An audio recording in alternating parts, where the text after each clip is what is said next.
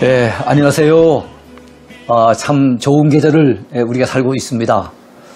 이 강의를 듣는 분들 가운데 저 멀리 선교지에 계시는 분들은 아마 우리 한국의 또 가을 상황하고는 다를 수 있을 것 같아요. 그러나 우리 한국적인 상황 속에서는 1년 가운데 참 좋은 계절을 우리가 살아가고 있습니다.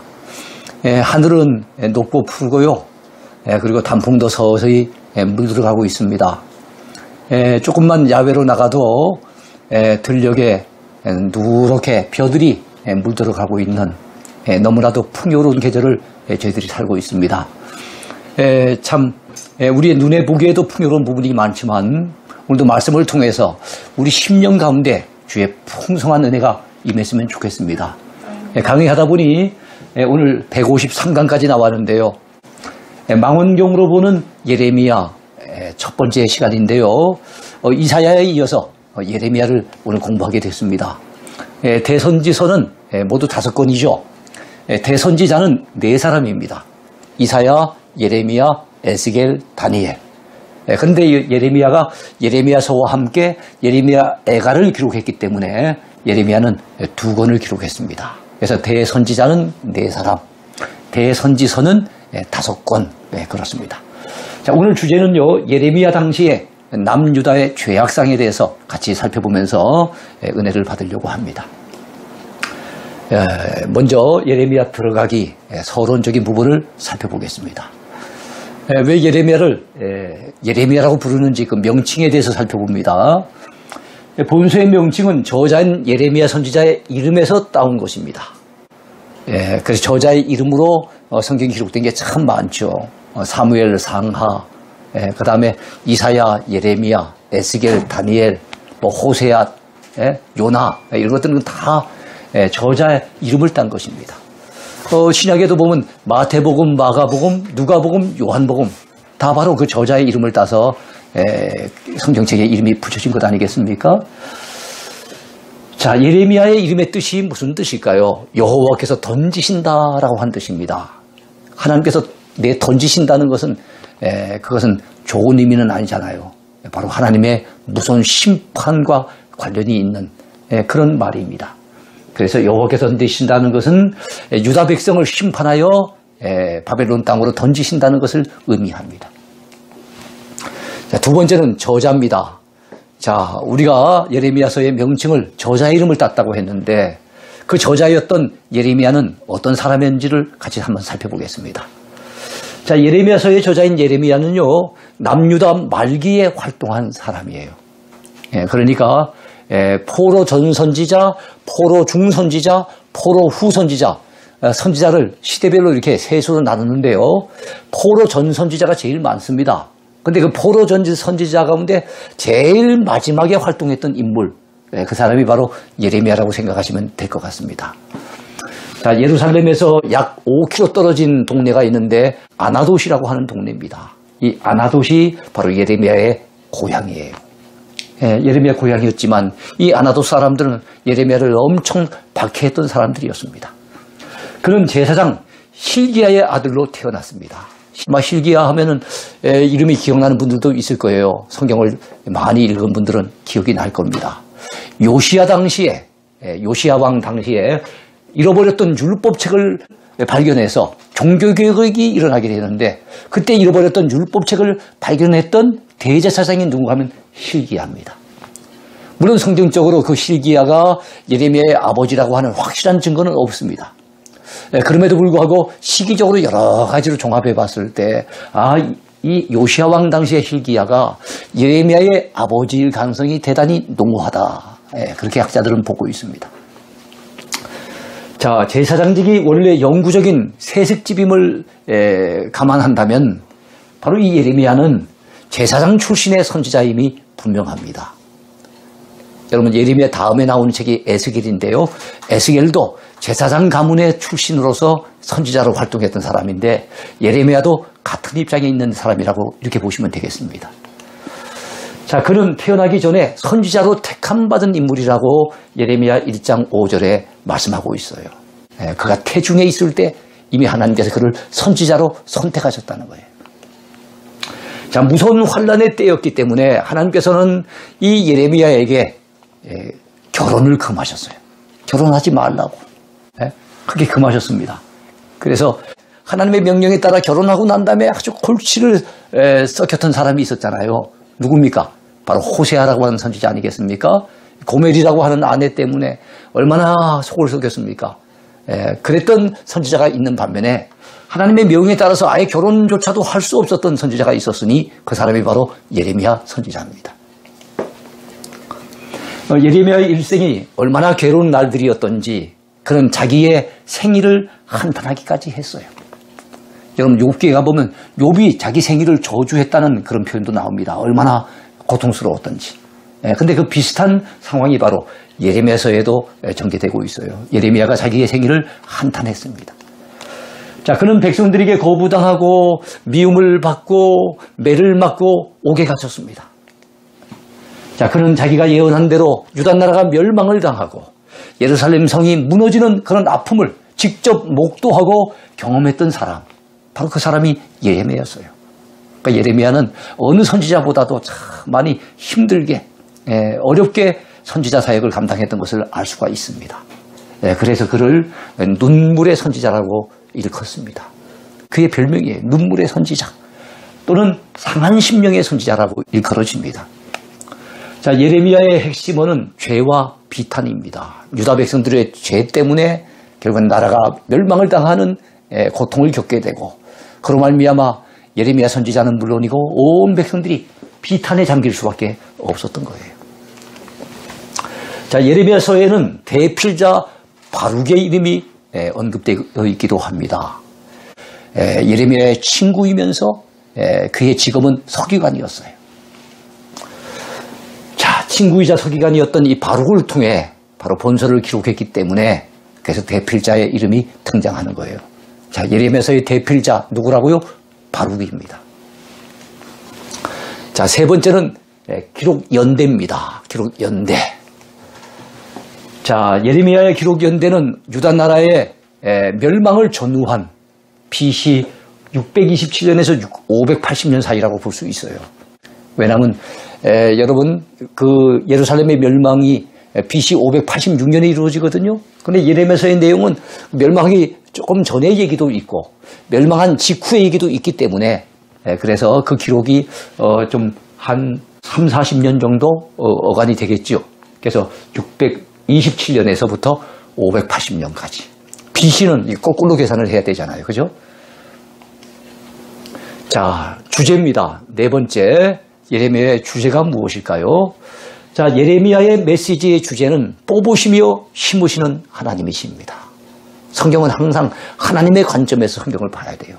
그래야만 제대로 우리가 성경을 이해할 수가 있어요. 인간이 주인공이 아닙니다. 인간의 이야기가 펼쳐진 것 같지만 그 배후에 하나님께서 어떤 의도로 그 사건을 허락하시고 그렇게 역사를 이끄셨는지를 바로 알아야만 성경의 핵심적인 주제를 파악할 수가 있는 거예요. 그래서 여러분 선지서는 항상 앞부분은 이스라엘 백성들의 죄를 언급하고 그리고 하나님의 무서운 심판을 경고하는 내용이고 뒷부분은 그럼에도 불구하고 이제 세월이 지나고 그들이 회개하게 되면 때가 되어진다면 하나님의 백성들을 다시 회복시켜 주시고 그리고 다시 그들을 구원해 주시는 이런 소망의 메시지가 담겨져 있잖아요. 그래서 이사야서는 때리시며 싸매시는 하나님, 예레미야서는 뽑으시며 다시 심으시는 하나님, 그 다음에 에스겔서는 흩으시며 다시 모으시는 하나님, 그 다음에 다니엘서는 무너뜨리시고 다시 세우시는 하나님, 이런 주제로 펼쳐지게 됩니다. 자, 하나님께서 우상 숭배하며 범죄 타락한 남유다 백성들을 약속의 땅에서 뽑아버리시고 나무 뽑듯이 그들을 뽑아버리시고 그래서 바벨론 포로지로 옮겨버리시는 역사적인 사실을 예레미야서는 잘 다루고 있습니다.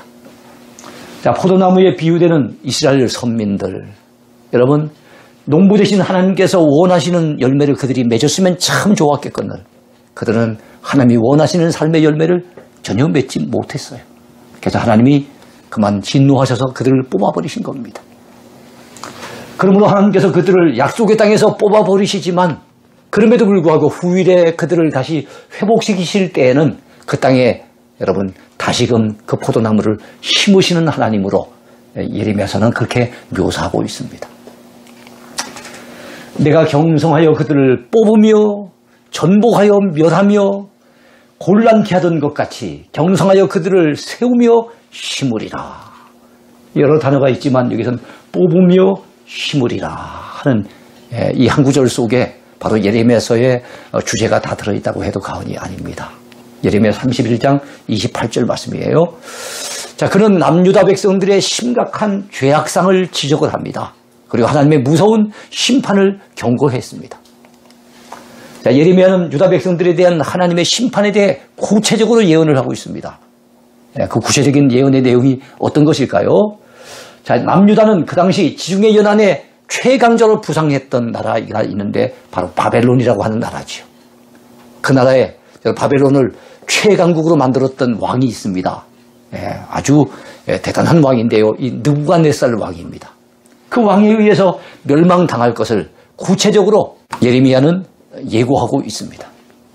자, 바벨론에 포로로 끌려갈 것이며 70년이 차면 다시 돌아오게 될 것도 예언했어요. 나라가 멸망당해서 포로로 끌려가는 것만 예언된 것이 한 것이 아니라 70년이 차면 다시 돌아오게 될 것도 예레미야 선지자는 예언을 했던 것입니다. 자, 예레미야의 특징 중 하나는 그 기록이 시간대별로 이루어진 것이 아니라 주제별로 서술해 놓았다는 사실입니다. 그때 예레미야를 이렇게 읽어나가면 이게 시간대 순이라 생각하고 읽어나가다 보면 굉장히 헛갈리는 부분이 있습니다. 그래서 어떤 책은 시간대별로 이렇게 엮어나가지만 어떤 책은 주제별로 이렇게 엮어나가기도 합니다. 예레미야는 시간대별은 아닙니다. 참고하시기 바라요. 자, 다섯 번째 구조 분석입니다. 예레미야서는 어떤 구조로 이루어져 있을까요? 자, 예레미야가 부름받는 소명 장면과 부름받을 때 보았던 환상이 1장에 나와 있습니다. 유다가 멸망하기 전에 주어진 설교가 2장부터 38장까지 나타나 있습니다. 자, 1장부터 16장까지는 요시야 왕 시대를 배경으로 기록한 말씀이고 34장부터 39장까지는 여호야김 왕과 마지막 왕인 히드기야 왕 시대에 주어진 예언들입니다. 그 다음에 예루살렘과 유다의 역사적인 멸망, BC 586년에 이루어지는 이 역사적인 멸망 사건을 언급하고 있는 것이 39장입니다. 또 예루살렘 함락 후에 남은 유대인들에게 전해진 메시지, 그것이 바로 40장부터 44장까지입니다. 자, 바룩에 관한 축복의 메시지가 45장에 나타나 있고요.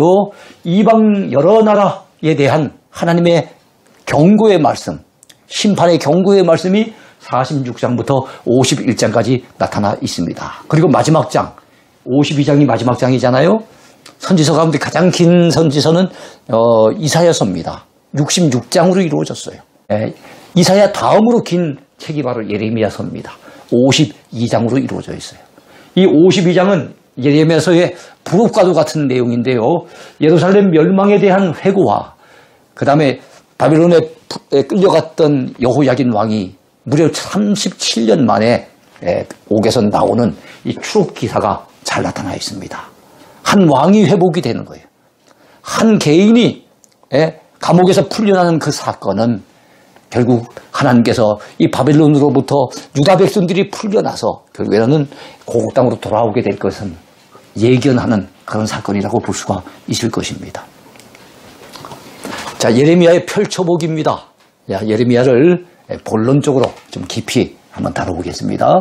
자, 먼저 첫 번째 우리가 다루게 될 주제가 어떤 것일까요? 예레미야 선지자가 소명받았을 때, 선지자로 부름받았을 때 그가 봤던 환상이 있어요. 그 대표적인 환상을 소개하려고 합니다. 하나님께서는 예레미야를 태중에서부터 선지자로 선택을 하셨지요. 내가 너를 모태에 짓기 전에 너를 알았고, 내가 배에서 나오기 전에 너를 성별하였고, 너를 여러 나라의 선지자로 세웠노라. 이렇게 말씀하는 거예요. 자, 그리고 예레미야 선지자는 부름받았을 때 슬퍼하고 두려워합니다. 왜요? 자기는 정말 선지자로서 말씀을 전해야 될 자격이 없다고 생각한 거예요. 슬퍼도소이다. 주 여호와여 보소서 나는 아이라. 말할 줄을 알지 못하나이다. 나이가 어려서 아이가 아니고 말주변이 충분하지 못하다는 것을 그렇게 아이라고 표현하는 거예요. 근데 내가 하나님의 말씀을 어떻게 전해야 될지 말할 줄을 알지 못합니다. 그러면서 처음에는 굉장히 망설였던 인물이 누굽니까? 예레미야예요. 이사야처럼 주여 내가 여기 있사오니 나를 보내소서 이렇게 적극적으로 그 소명에 반응한 사람도 있긴 하지만 모세나 예레미야처럼 또는 기드온처럼 대다수의 사람들은 부름을 받았을 때 굉장히 두려워 떠는 그런 반응을 보이게 됩니다. 자, 그럼에도 불구하고 하나님께서는 그에게 사명을 주시며 그를 격려하셨습니다. 너는 그들 때문에 두려워하지 말라. 내가 너와 함께하여 너를 구원하리라. 여러분, 하나님 앞에 쓰임받는 사람들에게 있어서 가장 큰 위로는 뭡니까? 하나님이 함께 하신다는 거예요. 하나님이 함께 하신다는 거. 그게 가장 큰 위로고 용기의 원천이 되지 않겠습니까? 내가 너와 함께하여 너를 구원하리라. 여호와께서 그의 손을 내밀어 내 입에 대시며 말을 잘 못한다 그러니까 입에 대시며 여호와께서 내게 이르시되 보라 내가 내 말을 내 입에 두었노라. 하나님께서 그 예레미야 입에 손을 대셨고 하나님의 말씀, 이 말을 하나님의 말을 예레미야 입에 두었기 때문에 그는 나가서 담대하게 외칠 수 있게 된 거지요. 예레미야는 소명받았을 때 끓는 가마의 환상을 보았습니다. 그 환상은 남유다의 장차 임할 재앙과 관련된 것이었어요. 어떤 환상을 보았을까요? 그 재앙은 북방에서 일어난 바벨론의 침공과 관련된 재앙이었어요. 한번 볼까요? 내가 무엇을 보느냐? 대답하되 끓는 가마를 보나이다. 여러분, 펄펄 끓는 가마를 예레미야는 환상을 통해서 바라보게 된 거예요. 그 윗면이 북에서부터 남쪽으로 이렇게 기울어져 있는 겁니다. 조금만 더 기울어지면은 그 뜨거운 물이 남쪽으로 완전히 쏟아지게 될 거예요. 여기서 북쪽에서부터 면이 기울어져 있는 이 끓는 가마는 바벨론을 상징합니다. 남유다의 북쪽에 위치해 있으면서 결국에 남유다를 침공해서 멸망시킬 그 바벨론이 바로 끓는 가마에 비교되고 있는 거예요. 자, 재앙이 북방에서 일어나 이 땅의 모든 주민들에게 부어지리라. 그런 말씀, 뜨거운 물 붓듯이 부어지게 될 것을 예고해 있어요. 그래서 이 끓는 가마는 바로 북쪽에서부터 내려와서 이 남유다를 치게 될 바벨론을 상징하는 그런 말입니다. 자, 두 번째 주제입니다. 예레미야가 부름받을 당시에 남유다의 죄악상은 어떠했을까요? 이게 사실 오늘 강의에서 가장 초점이 되고 핵심이 되는 건데요. 예레미야 2장부터 8장까지에 나와 있습니다. 이사야도 보면 초반에 보면 이 부분이 아주 굉장히 참 강력하게 지적이 되고 있지 않습니까? 자, 유다 백성들은 크게 두 가지 근본적인 악을 행하고 있었습니다. 내 백성이 두 가지 악을 행하였나니 곧 그들이 생수의 근원되는 나를 버린 것과 스스로 웅덩이를 판 것인데, 여러분, 생수의 근원이 되는 분이 누구예요? 하나님이세요. 근데 그 생수의 근원되는 하나님을 버린 거예요. 그럼 물은 필요합니다. 그래서 그 물을 갖다가 스스로 웅덩이를 파는 거예요. 이거는 좀 비유적인 것인데요. 정말로 여러분, 하나님의 은혜의 생수, 이 모든 이 생수를 우리에게 공급해 주신 분은 하나님이세요.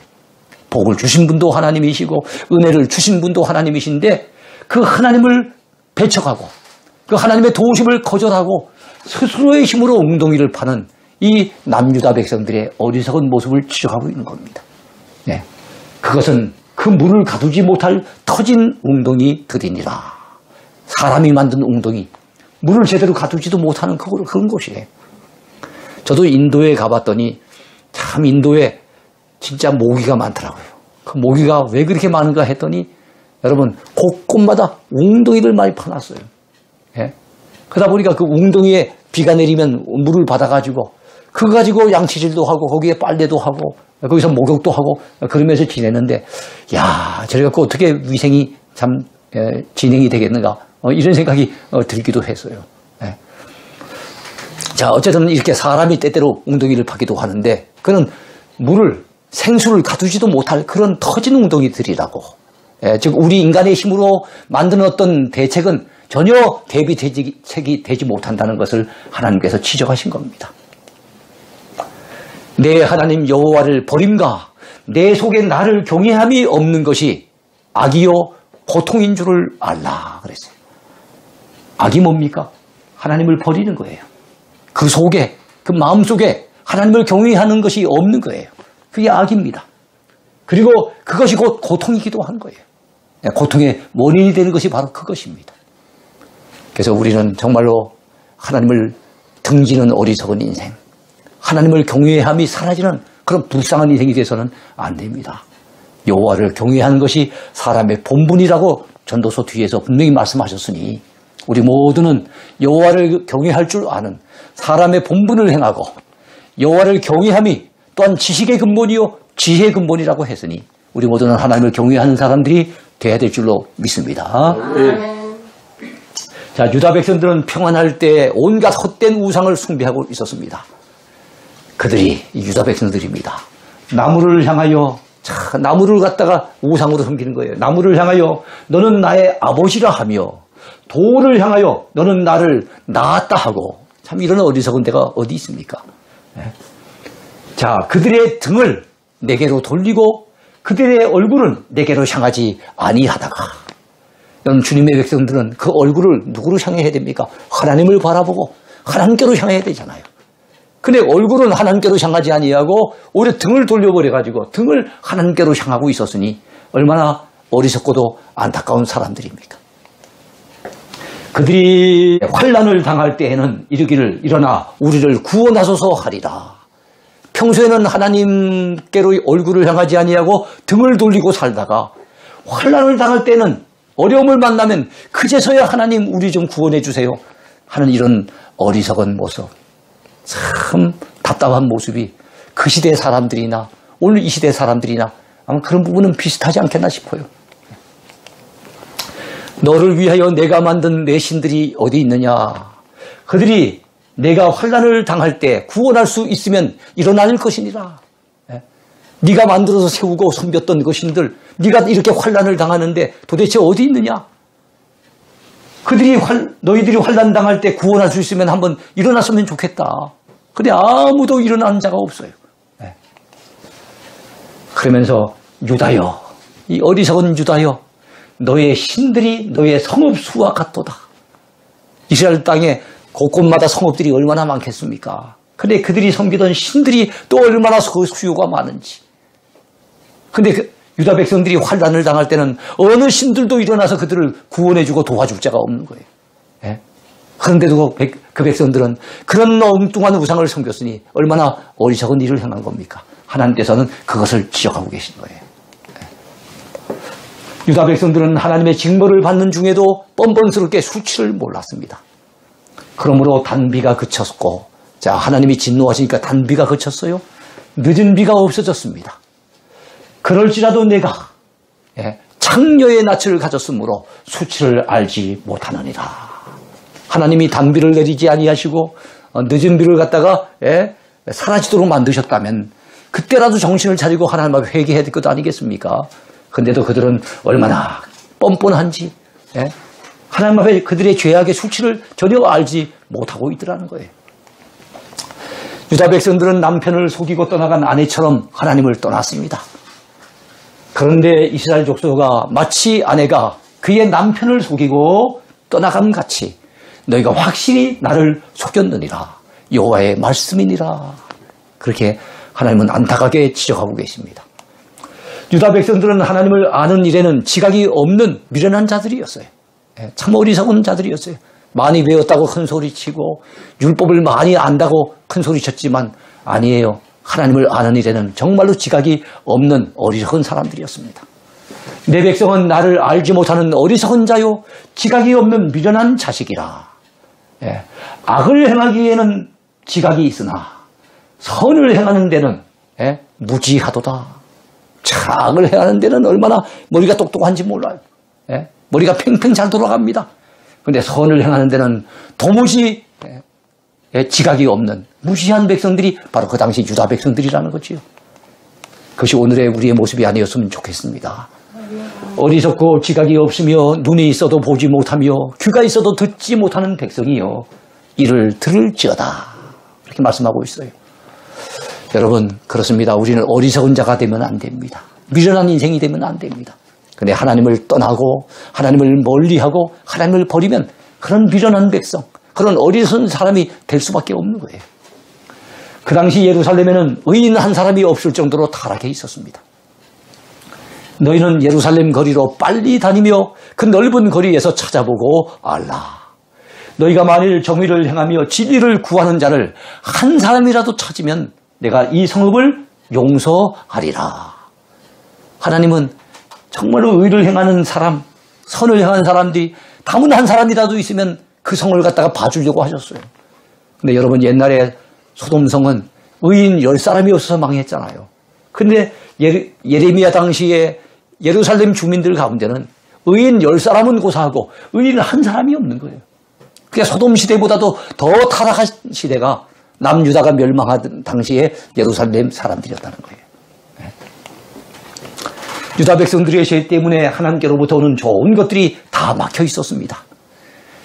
너희 허물이 이러한 일들을 물리쳤고 너희 죄가 너희로부터 좋은 것을 막았느니라. 예레미야 5장에 그렇게 말씀하고 있습니다. 유다 백성들은 그 심령이 평강의 길을 알지 못했고 생각이 많이 병들어 있었습니다. 여호와께서 이와 같이 말씀하시되 너희는 길에 서서 보며 옛적 길 곧 선한 길이 어디인지 알아보고 그리로 가라. 옛날 믿음의 사람들, 너희 조상들 가운데 믿음으로 행했던 사람들, 그들이 걸어갔던 옛적 길, 달리 말한다면 선한 길, 그게 어디인지 알아보고 그 길로 행하라고 우리 하나님은 말씀합니다. 너희 심령이 그리하면 뭘 얻을 수 있습니까? 평강을 얻으리라 하나. 그들의 대답이 우리는 그리로 가지 않겠노라 하였으며 하나님이 선한 길 걸어가라고 말씀하신 대로 그리로 가지 않겠다는 거예요. 내가 또 너희 위에 파수꾼을 세웠으니 이 나팔 소리를 들으라 하나 그들의 대답이 우리는 듣지 않겠노라 하였도다. 하나님이 명하신 선한 길로 가지도 않겠다고 하고 하나님께서 파수꾼을 세워 경고의 나팔을 불어도 그들은 듣지도 아니하는 정말로 멸망당할 수밖에 없는 그런 남유다 백성들이었다는 사실을 지적하고 있습니다. 땅이여 들으라. 내가 이 백성에게 재앙을 내리리니 이것이 그들의 생각의 결과라. 참 중요한 말씀이에요. 사람은 생각한 대로 말하고 생각한 대로 행동하고 생각한 대로 살아가게 돼 있어요. 그러니까 어떤 생각을 하느냐 하는 것은 대단히 중요한 거예요. 그래서 하나님 안에서 믿음으로 생각하느냐, 하나님을 제껴놓고 인간적인 생각, 세상적인 욕심의 생각을 하느냐에 따라서 그의 인생이 달라지는 겁니다. 잘못된 생각을 함으로, 악한 생각을 함으로 그들은 결국 하나님이 내리시는 재앙을 피하지 못했습니다. 그들이 내 말을 듣지 아니하며 내 율법을 거절하였음이니라. 하나님은 그렇게 말씀하고 계십니다. 하나님께서는 유다 백성들을 위한 그 어떤 기도도 거절하셨어요. 그런 정도는 이 백성을 위하여 기도하지 말라. 여러분, 주의 종 선지자에게 더 많이 기도하라고 그렇게 하나님이 말씀하시는 게 당연한 것 아닙니까? 근데 유다 백성들을 위해서 기도하지 말래요. 그들을 위해서 부르짖어 구하지도 말래요. 내게 간구하지도 말랍니다.